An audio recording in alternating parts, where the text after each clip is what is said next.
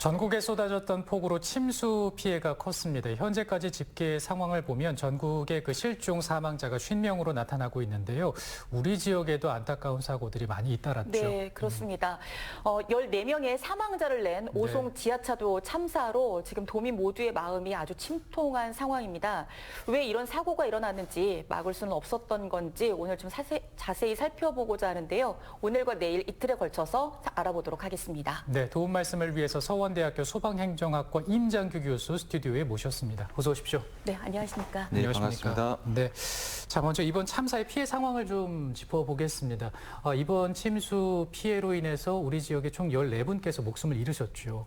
예, 이번 사고로 총 24명의 사상자가 나왔는데 이 중 14명은 사망한 상태에서 발견이 되었고 10명은 부상을 입은 상태로 구조가 되었습니다. 또한 747번 버스를 포함해서 총 17대 차량이 침수되는 피해가 있었습니다. 네. 네. 왜 이런 사고가 났는지 너무나도 안타까운 상황인데요. 이날을 전후해서 청주에 비가 많이 내렸었죠. 예, 이번 폭우로 충청도와 경북 북부 지역을 중심으로 매우 많은 비가 내렸는데요. 사고 지역인 충북 청주에는 7월 13일부터 15일까지 500mm가 넘는 물폭탄이 쏟아지는 등 네. 사고 당일 전후로 상당한 양의 비가 내렸던 것으로 확인이 되었습니다. 보통 이런 사고가 나면 예상치 못하게 갑자기 비가 단기간에 많이 내려서 사고가 나는데 사실 이번에는 그 전날 비가 많이 오기도 했고 충분히 어떻게 대처할 수 있는 시간까지 꽤 있지 않았나 하는 의혹을 얘기하시는 분들도 꽤 있더라고요. 예, 이번 참사는 7월 15일 오전 8시 45분경 충북 청주시 오송읍 508번 지방도에 위치한 궁평 제2지하차도에서 550m 정도 떨어진 철골 가교 끝에 제방이 무너져 내려 인근 미호강이 범람을 하면서 6만 톤에 달하는 어마어마한 양의 물이 네. 고작 2, 3분 만에 지하차도로 들이닥치면서 발생을 했습니다. 네. 이로 인해 터널 구간이 짧은 시간에 완전히 침수되었는데 사고 당시 제보 블랙박스를 보면은 8시 31분경 지하차도로 물이 유입되는 것이 확인이 되고 40초 정도가 지난 후에 경사로를 올라갔음에도 앞차의 뒤쪽 타이어 절반 높이만큼 물이 차는 것을 확인할 수 있었습니다. 차량 속도도 수압에 의해 떨어졌고요. 그만큼 물이 유입되는 게 순간적이었다는 말이 되겠습니다. 가장 많은 희생자를 낸 747번 버스의 경우에는 정규 운행 구간인 타변 삼거리 일대가 침수되어 침수 지역을 우회해서 종점 오송역을 향해 운행하던 중 사고를 당해 안타까움을 더하고 있습니다. 네. 이 주된 피해 원인은 미호강의 범람이라 할 수 있겠는데요. 더 구체적인 원인으로는 36번 국도 구간인 가로수로의 미호천교 확장 공사라 볼 수 있을 겁니다. 여기서 미호천교의 확장 공사를 위해 임시 제방과 가교를 설치를 했는데 임시 제방은 늘어난 유량을 효과적으로 감당하기에는 부족했다 여겨집니다. 특히 최근에는 신설 교량 공사 과정에서 덤프트럭 등 중장비들이 원활히 다닐 수 있게 제방 일부를 허물고 7월 7일부터 마대자루로 임시 뚝을 만들었고 7월 15일 새벽 방수포를 덮는 추가 공사를 진행한 것으로 알고 있는데요. 이 역시도 임시 방편일 뿐 그 역할을 제대로 해내지 못한 것으로 보입니다. 네, 지금 영상을 통해서 또 말씀해 주신 부분을 들었는데 앞서 이제 그 제방 말씀하셨지만 가장 먼저 안타까운 부분이 이제 무너진 제방입니다. 좀 더 안전하게 쌓여 있었으면 어땠을까 이런 생각을 하게 됐는데 그 제방이 모래로만 쌓여 있었다고 하는데 이거 사실 홍수 대비하기에는 많이 부족한 거 아닌가요? 예, 제방이 무너진 것은 그 경과함이 떨어진 건데요. 네. 원칙적으로 국토교통부의 하천 설계 기준에 따르면은 제방은 일반적으로 흙을 사용을 하는데 규정에 나온 기준을 충족하는 흙을 KSF 2312의 규정에 따라 충분히 다진 후 누수에 대한 안전이 확보가 되어야 합니다. 네. 허나 사고 당시 사고 1시간 전쯤에 포크레인으로 흙을 쌓는 제방을 보강하는 작업을 하였습니다. 네. 이렇게 흙과 모래만으로 제방을 보강하는 것은 부실할 수밖에 없었을 겁니다. 또한 제방 높이도 충분치 못했는데요. 철거 전 기존 제방의 높이는 강 바닥을 기준으로 하여 11m 52cm였습니다. 네. 허나 임시로 만든 제방의 높이는 9m 96cm에 불과했습니다. 금강 홍수 통제소 자료에 따르면 사고 발생 전 오전 8시 20분을 기준으로 미호천교 수위는 9m 99cm에 이르렀고 사고 발생 후 9시 20분경에는 10m 9cm에 달하였습니다. 이는 임시 제방의 수위를 넘어서는 것이죠. 여름 장마철을 제대로 대비했다면 이미 오래전에 제대로 된 제방을 쌓았어야 되지 않았나 싶습니다. 네. 네. 지금 화면을 보니까 너무나도 안타깝습니다. 이제 아까 지하차도의 모습을 보니까 통제가 미리 됐었더라면 이런 사고를 미연에 예방할 수 있었을 텐데라는 생각을 할 수밖에 없는데요. 한 3년 전쯤에 부산에서도 지하차도에서 비슷한 사고가 있었죠. 예, 말씀하신 부산 지하차도 사고는 2020년 7월 23일 오후 9시 25분경 부산에 내린 기록적 폭우로 초량동의 초량 제1 지하차도가 갑작스런 게릴라성 호우에 침수가 되어서 3명이 사망하고 차량 7대가 침수된 사고인데요. 네. 이 사고 역시도 별다른 통제 조치가 없어 차량이 계속 진입을 했고 9시 40분경에는 침수 수위가 급격히 높아지면서 2m까지 올라가게 되면서 네. 그때 지하차도 안에 있었던 차량 7대는 그대로 침수되고 말았습니다. 네. 이번 궁평 제2 지하차도 사고의 경우도 사고 발생 전 7시 4분경에 미호천교 공사 관계자로부터 궁평 지하차도를 통제하고 주민을 대피시켜야 한다는 신고를 접수를 했고 네. 58분경에는 같은 신고자로부터 또다시 신고를 받았으나 당시 경찰은 침수 사고가 난 궁평 제2 지하차도와는 1.3km가 떨어진 궁평 제1 지하차도 인근으로 출동을 하였다 합니다. 네.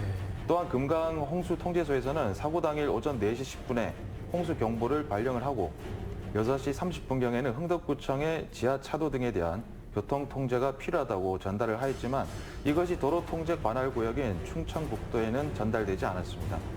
두 번의 기회가 있었음에도 이에 대한 어떠한 교통 통제도 하지 못했다는 점에서 안타까움을 금할 길이 없습니다. 네, 정말 얘기를 들어볼수록 막을 수 있던 사고이지 않나라는 생각에 더 안타까움이 더해지는데요. 또 이 지하차도라는 교통의 특성상 교통시설 자체가 가지고 있는 위험성도 클 것 같아요. 이번에도 굉장히 순식간에 지하차도로 물이 들어왔잖아요. 이렇게 폭우 시에는 초 단위로 물이 갑자기 불어날 수 있다고 하더라고요. 예, 맞습니다. 지하차도는 그 특성상 일방향으로 고속으로 진행하는 차량이 많습니다. 또한 지하차도라는 것은 지상이 아닌 지하에 위치하고 있다 보니 어떠한 사고 상황이 발생한다 하더라도 대피할 수 있는 공간이 매우 제한적입니다. 네. 더욱이 홍수나 폭우가 원인인 경우에는 지하차도라는 제한된 공간 안에 물이 가득 차는 건 정말 순식간이라 할 수 있을 겁니다. 네. 네. 이제 블랙박스 영상도 공개가 됐지만은 네. 순간의 판단이 생사를 가를 수 있다라는 거, 한순간이라는 걸 정말 다시 한번 느끼게 되는데, 그렇다면 이제 지하차도로 물이 들어오게 됐을 때 좀 당황스럽긴 하겠지만 어떻게 행동하는 것이 옳은지 영상을 좀 다시 보면서 얘기를 나눠보겠습니다. 네, 블랙박스 영상 보시죠. 네.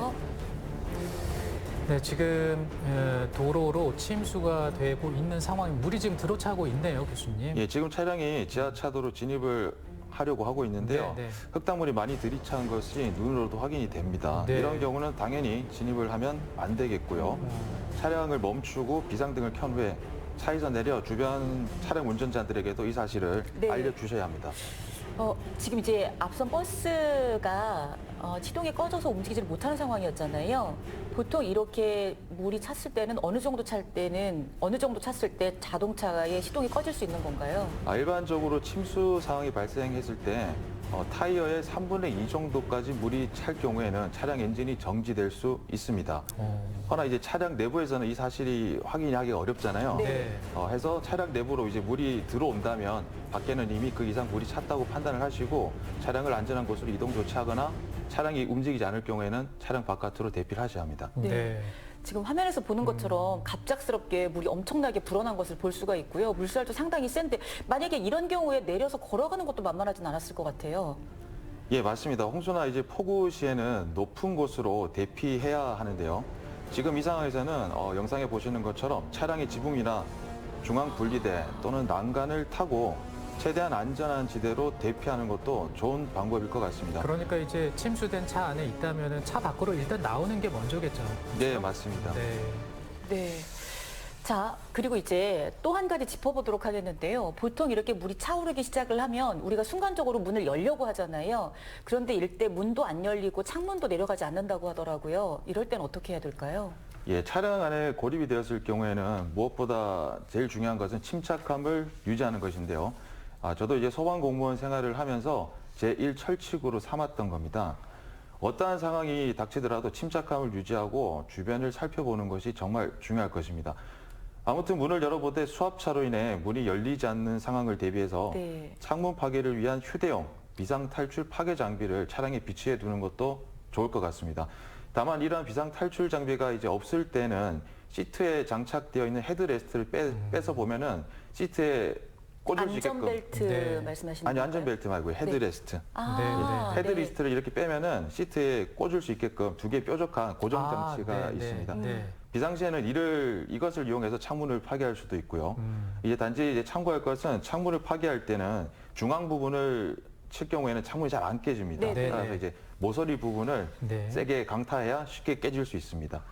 그리고 정말 차량 안에 아무런 장비가 없을 때는 침착하게 호흡을 유지하시면서 물이 이제 차량 문의 절반 이상 정도 차 있다 싶을 때부터 문을 열어보면서 탈출을 시도하시면 되겠습니다. 네. 얘기를 들어볼수록 또 이 집중호우를 이런 상황에서 빠르게 통제를 하는 것도 굉장히 중요할 것 같아요. 그런 의미에서 뭔가 자동 또는 원격으로 차단할 수 있는 그런 시설도 반드시 필요하겠다 이런 생각이 좀 드는데요. 네, 맞습니다. 이런 안타까운 사고를 막기 위해서는 비상시 지하차도의 진입을 원천 차단하는 자동 시스템을 도입할 필요성이 있습니다. 우리나라도 이제 지난 부산 초량 지하차도 사고 이후에 전국 지하차도에 자동 차단 시스템 또는 원격 차단 시스템을 설치하고 있는데요. 허나 아직도 이제 전국 145곳의 지하차도의 시스템이 개선되지 않고 있습니다. 궁평 제2지하차도 역시 올해 9월 설치 예정이었는데 조금만 더 빨리 설치가 됐으면 어땠을까 하는 안타까움이 있습니다. 네, 그렇습니다. 네. 자, 이번 주말에도 이제 비 예보가 되어 있기 때문에 네. 많은 분들께서 걱정을 하실 텐데 이렇게 집중호우 또 장마철을 우리가 좀 잘 나고 안전하게 나기 위해서 꼭 기억해야 되는 것들로 얘기를 좀 해주신다면 뭐가 있을까요? 예, 폭우나 이번 건과 같은 강의 범람으로 인해 순식간에 물이 들어오는 경우에는 거의 대처 방안이 없다 해도 과언이 아닙니다. 네. 수해로 인한 사고를 보면 거의 모든 경우 물이 천천히 유입되는 경우는 없습니다. 순식간에 물이 차오르게 되는 거죠.